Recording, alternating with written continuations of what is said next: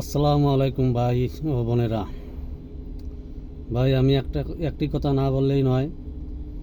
আমরা যারা পুরুষ আছি তারা মনে করেন যে সারা দিন যদি পরিশ্রম করি, গাধার মতন পরিশ্রম করে যদি বাসা যাওয়ার পরে যদি আমাদের স্ত্রী ওয়াইফ যদি সুন্দর মতন ব্যবহার করে বা প্যান্ট খুললাম, লুঙ্গিটা হাতে উঠাই দিল, তাহলে ওই যে গাধার মতো যে পরিশ্রম করলাম ওই পরিশ্রম মনে হয় না।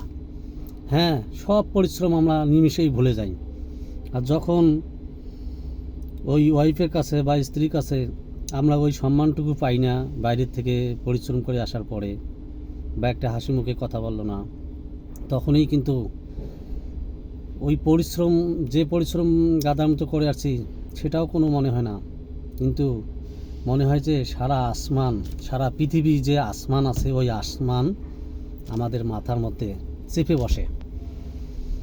যখন আমাদের স্ত্রীরা বা ওয়াইফরা আমাদেরকে সম্মান না করে বা হাসে না বা একটা লুঙ্গি উঠাই দিল না বা শার্ট খুললাম শার্টটা হাতে নিল না, তখনই বা হাসি মুখে একটা কথা বললো না, গোমরা মুখ হয়ে বসে থাকলো, তখনই কিন্তু আমাদের এই সারা পৃথিবীর আসমান আমাদের মাথার মধ্যে পড়ে, এমন বোঝা মনে হয়।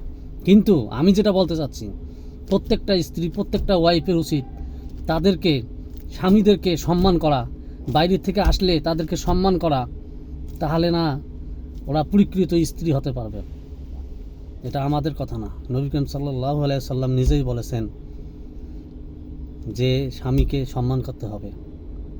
এই জন্য বলি বোনেরা, আপনারা সবাই স্বামীকে সম্মান করবেন। বাইরের থেকে আসলে যতই আপনার মন খারাপ থাক, বাইরের থেকে আসলে আপনাদের স্বামী আপনি যথেষ্ট পরিমাণ তাকে সম্মান জানাবেন, হাসি মুখে কথা বলবেন।